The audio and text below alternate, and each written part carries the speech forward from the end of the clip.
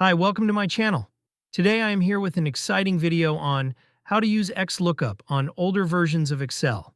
As you may know, XLOOKUP was introduced in Excel 2021 and Microsoft 365. In this session, I'll show you how to use XLOOKUP using a small VBA code. Don't worry, you won't have to write any code. I'll give you the code and show you exactly how to paste and use it. Once you do that, you'll be able to use almost all the powerful features of XLOOKUP, even in older Excel. Before we move to XLOOKUP, let's quickly review Vlookup and its main limitations. To start, let me copy this employee's name from here. Let's find his salary using Vlookup. Now I want to get his annual salary from this table using Vlookup. So in this cell, I type equals Vlookup, press tab. The first argument is the lookup value. Select this. Next is the table array. Let's go to our data. We have to select the range starting from the full name column because Vlookup always expects the lookup column to be the first column of the range. I cannot start the range from the employee ID column or any column to the left. Don't forget to press F4 to lock it. Next is the column index number. I count the columns inside the selected range. 1, 2, 3, 4, and annual salary is 5. So I type 5. Then I type another comma for the last argument, which is the range lookup. If I leave this argument blank, Vlookup will use approximate match by default, which can give wrong results in many cases. So I explicitly type 0. Press Enter. You can see it returns $55,000 as the annual salary for Michael Johnson. Now let's look at another common problem, retrieving data to the left of the lookup column. Suppose I now want the employee ID for Michael Johnson. The employee ID column is on the left side of the full name column. If I try to use Vlookup again, select Michael Johnson as the lookup value, and now if I try to select a range that starts from employee ID and goes to the right, Vlookup will treat employee ID as the first column, the lookup column. But my lookup value is actually in the full name column, so this doesn't work. If I try to make the column index negative, for example -1, to look to the left, Excel does not allow that and it returns an error. So Vlookup cannot look to the left. Now let's look at the XLOOKUP function we are building with VBA. I have named it XLOOKUP_VBA to avoid any confusion with the built-in XLOOKUP function. In a cell where I want the annual salary, I type equals XLOOKUP. The function is here. Let's select it by tab. As this is a custom VBA function, you might not see the normal formula tooltip that shows the argument names. So, to make it easier, I can click on the FX, Insert Function button next to the formula bar. The first argument is the lookup value. Here, I select the cell that contains Michael Johnson. Then I go to the next box, which is the lookup array. This is the column where Excel should search for Michael Johnson, so I select the full name column. After selecting it, I press F4 to lock the range. Next is the return array. This is the column from which I want to return the value. In this example, I want the annual salary. So I select the annual salary column, and again press F4 to lock it. Now we have an optional argument called if not found. This is a feature that Vlookup does not have directly.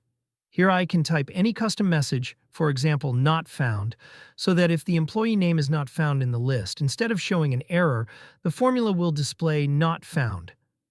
Then we have match mode. I can type 0 here for an exact match. I can leave it blank and still it will default to an exact match. After that we have search mode. This controls the direction of the search. If I enter 1, it will search from top to bottom, the normal way.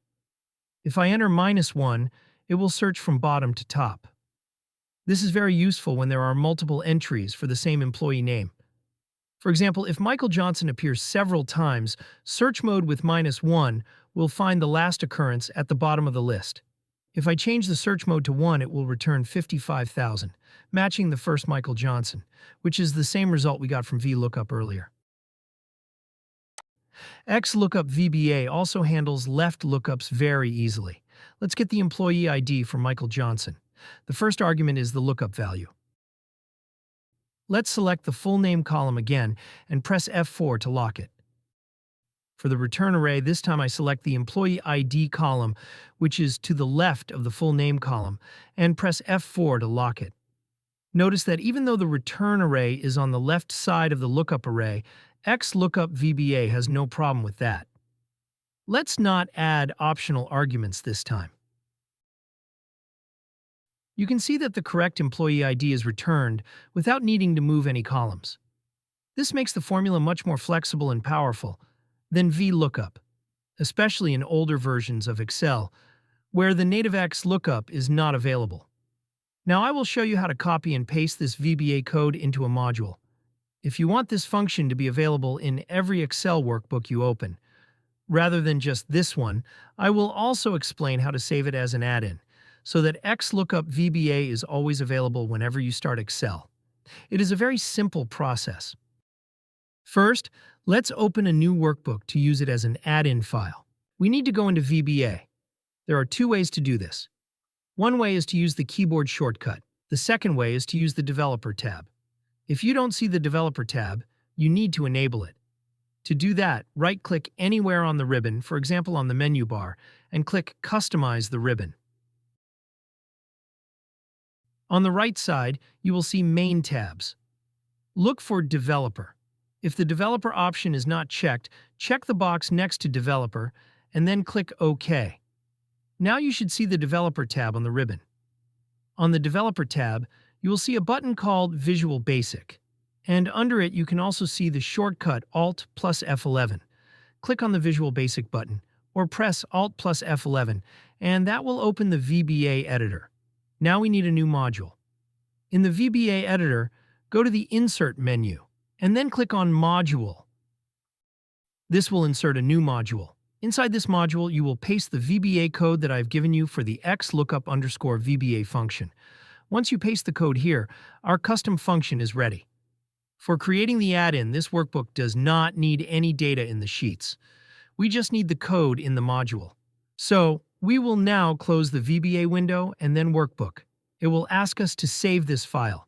In the Save dialog box, choose File Type as Excel Add-in and give a descriptive name.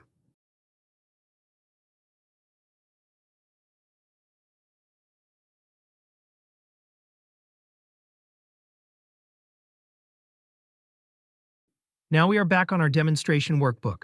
Next, we have to load the add-in into Excel. Go to File, then click Options. In the Excel Options window, click on Add-ins on the left side. At the bottom, you will see Manage Excel Add-ins. Make sure Excel Add-ins is selected there, and then click the Go button.